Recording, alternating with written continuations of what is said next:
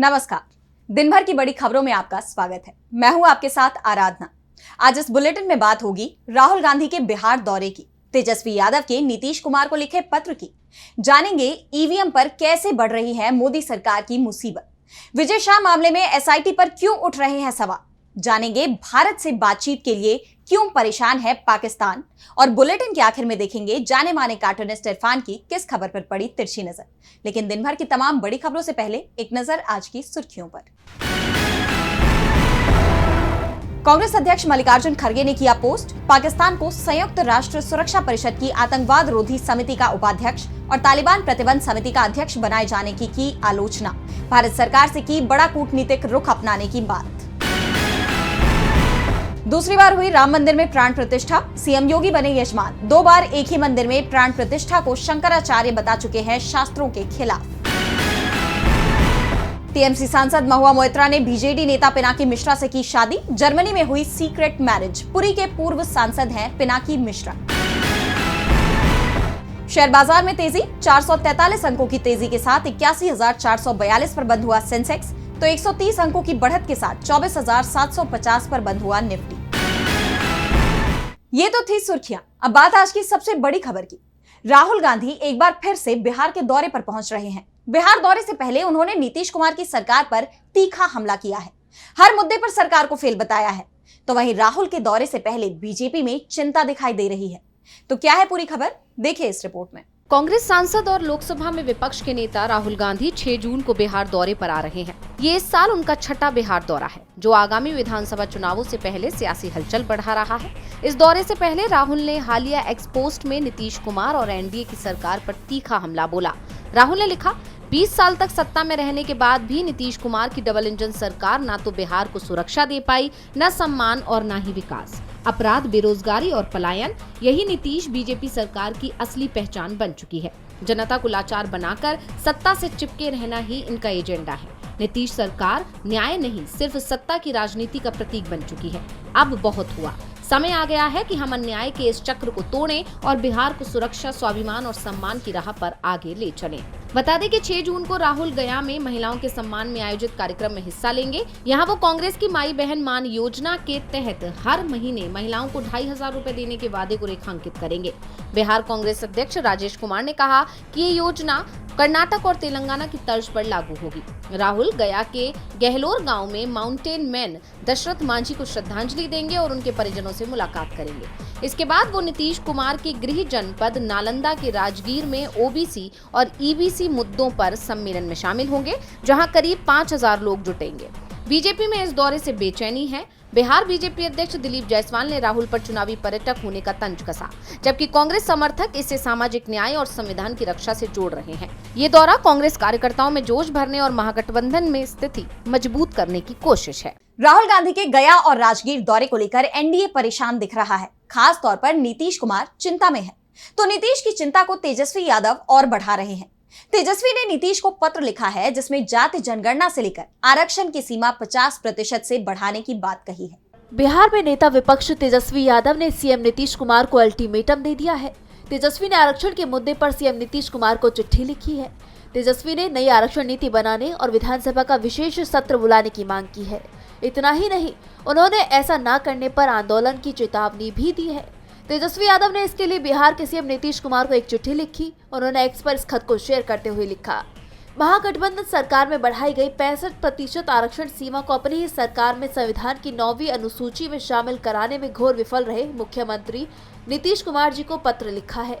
बाकी हमने जो करना है वो हम करेंगे। दलित, आदिवासी, पिछड़ा, अति पिछड़ा वर्गों का वोट लेकर आरएसएस बीजेपी की पालकी ढो रहे अवसरवादी, सुविधा भोगी नेताओं को भी बिहार की न्याय प्रिय जनता के साथ अच्छे से समझेंगे। तेजस्वी ने अपनी चिट्ठी में लिखा, अगस्त 2022 में सरकार में आने के बाद महागठबंधन सरकार ने साल 2023 में जाति आधारित गणना का काम पूरा किया था। इस गणना के बाद विभिन्न जातियों की जनसंख्या एवं उनकी सामाजिक आर्थिक स्थिति के आधार पर विधेयक पारित कराकर राज्य के पिछड़े, अति पिछड़े, अनुसूचित जाति, अनुसूचित जनजाति के लिए आरक्षण की सीमा 65% तथा आर्थिक रूप से कमजोर वर्गों के लिए 10% आरक्षण का प्रावधान किया गया था। बिहार में सरकारी नौकरियों और शैक्षणिक संस्थानों में नामांकन के लिए 75% आरक्षण सीमा निर्धारित की गई थी। उन्होंने आगे लिखा कि इस कानून को पटना हाईकोर्ट ने रद्द कर दिया। तेजस्वी ने मांग की कि बिहार विधानसभा का एक दिन का विशेष सत्र बुलाकर एक नया आरक्षण विधेयक पारित कराकर कुल 85% आरक्षण का प्रावधान किया जाए और इसे 9वीं अनुसूची में डालने की अनुशंसा केंद्र सरकार से की जाए। अगर ऐसा नहीं हुआ तो वो आंदोलन की शुरुआत कर देंगे। अब इस पर सरकार क्या रुख अपनाती है, ये तो देखने वाली बात होगी। बिहार में चुनाव से पहले एनडीए मुश्किल में दिख रहा है, महागठबंधन मजबूत हो रहा है, तो दिल्ली में भी बीजेपी की परेशानी बढ़ रही है। इंडिया गठबंधन के सुर में अब बीएसपी चीफ मायावती के सुर भी मिलने लगे हैं।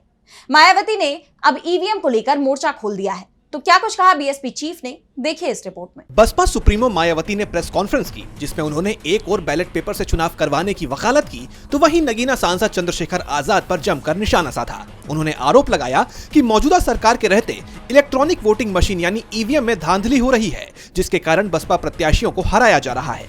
मायावती ने दावा किया कि जब तक केंद्र में मोदी सरकार है, ईवीएम से चुनाव होते रहेंगे। उन्होंने कहा, जब सरकार बदलेगी तब बैलेट पेपर से चुनाव होंगे और बसपा के अच्छे दिन आएंगे।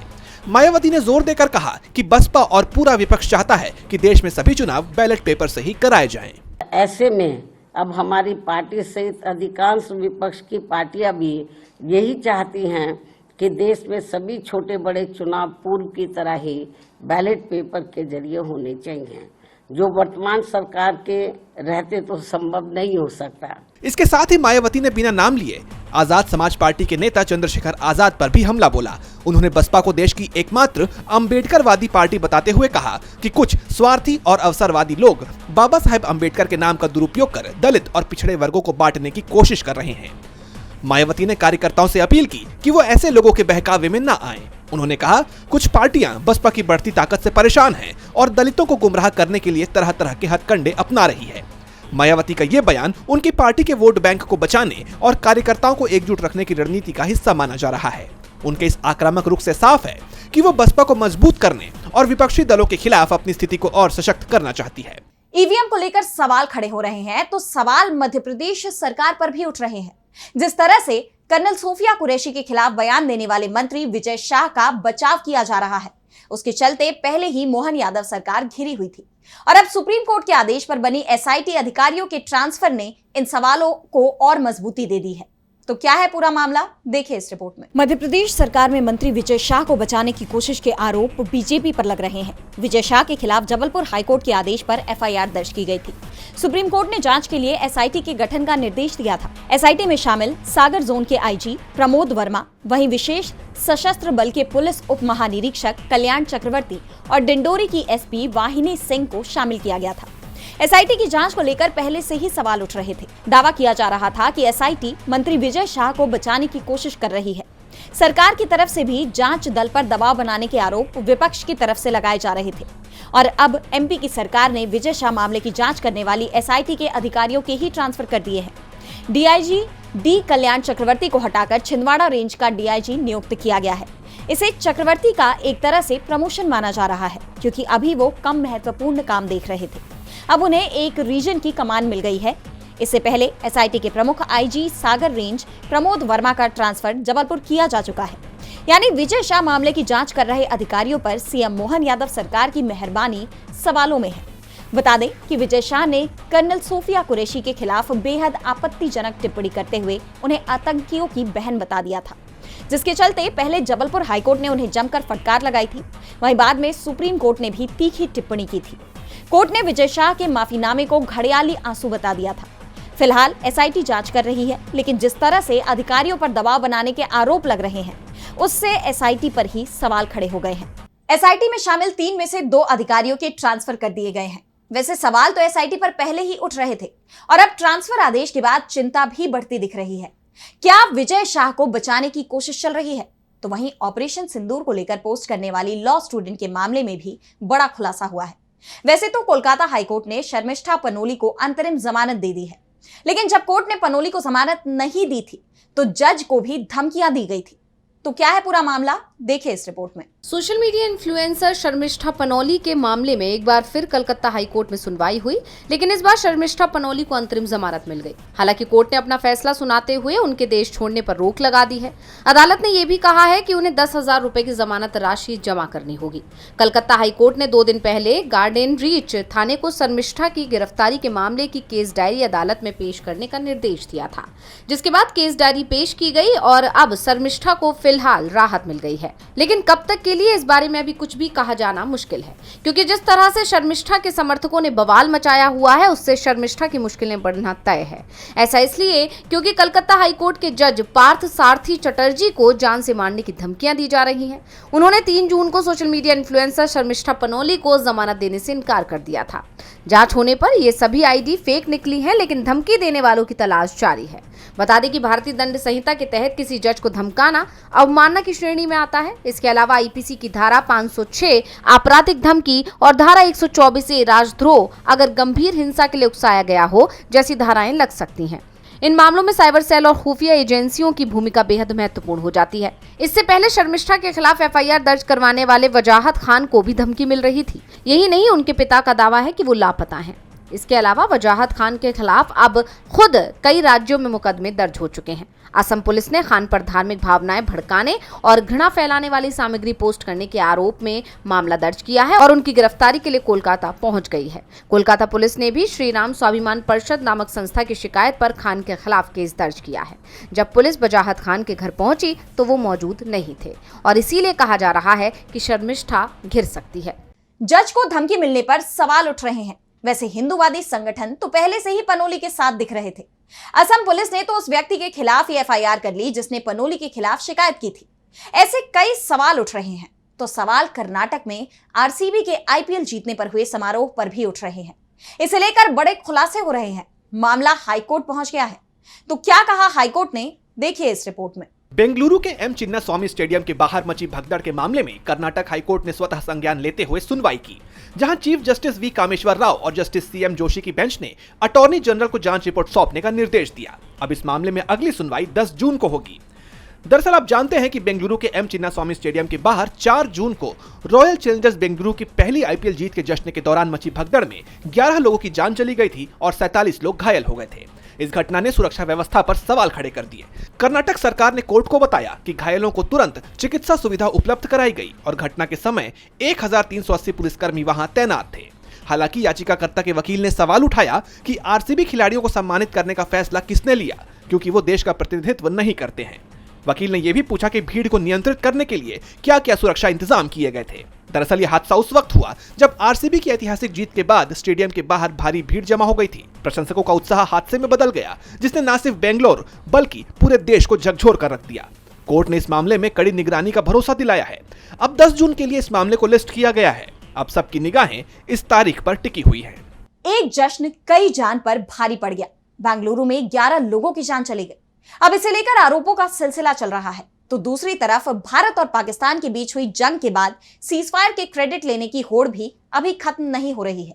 इस बीच पाकिस्तान के प्रधानमंत्री शहबाज शरीफ ने सीजफायर क्रेडिट ट्रंप को दे दिया और साथ ही बड़ी डिमांड भी की है कि भारत से बातचीत भी शुरू करा दे। तो क्यों भारत से बातचीत करना चाहता है पाकिस्तान? जानने के लिए देखिए ये रिपोर्ट। भारत और पाकिस्तान में तनाव गहराता जा रहा है। भारत के सख्त एक्शन से पाकिस्तान को काफी नुकसान उठाना पड़ रहा है। ऐसे में अब पाकिस्तान के रुख में भी बदलाव देखा जा रहा है। जो पाकिस्तान अब तक भारत को गीदड़ भभकी दे रहा था, अब वहां के प्रधानमंत्री भारत से बातचीत की मांग कर रहे हैं। पीएम शहबाज शरीफ अब भारत से बातचीत की गुहार लगा रहे हैं। हालांकि वो पहले भी ये बात कह चुके हैं, लेकिन इस बार शहबाज शरीफ ने भारत के साथ व्यापक वार्ता शुरू करने के लिए अमेरिकी राष्ट्रपति डोनाल्ड ट्रंप से मदद की गुहार लगाई है।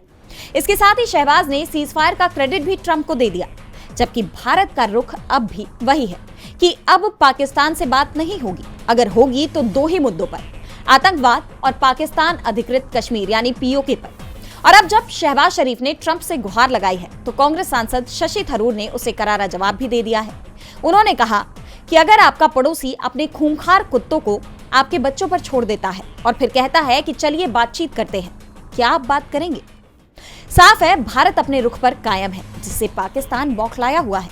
इसका अंदाजा पाकिस्तान के पूर्व विदेश मंत्री बिलावल भुट्टो जरदारी के यूएन में दिए बयान से भी लगाया जा सकता है।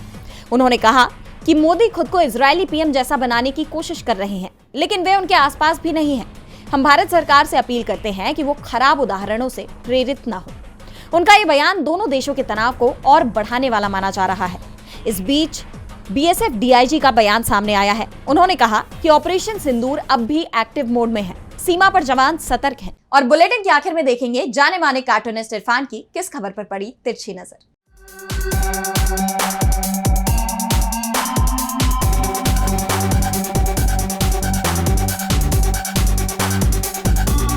रामदेव की दवाई का रिएक्शन 15 साल बाद हुआ है। यहाँ पर नहीं, लेकिन वो हुआ है नेपाल में। 2010 का ये मामला है। वहाँ के पूर्व प्रधानमंत्री माधव के ऊपर भ्रष्टाचार का मामला दर्ज कर लिया गया है और उनकी संसद की सदस्यता भी निलंबित कर दी गई है। मामला ये हुआ कि 2010 में उन्होंने रामदेव को उनकी पतंजलि के लिए अपनी सीमा से आगे जाकर के ज़मीन अलॉट कर दी।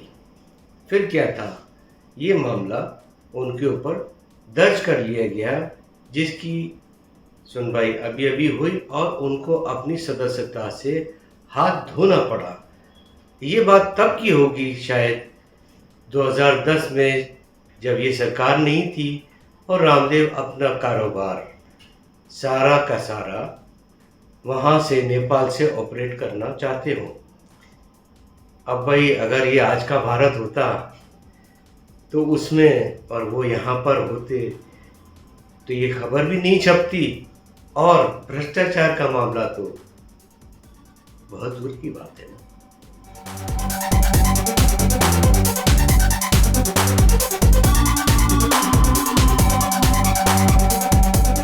बहुत बहुत शुक्रिया इरफान जी। तो आज इस बुलेटिन में इतना ही। आप देखते रहिए डीबी लाइव। नमस्कार।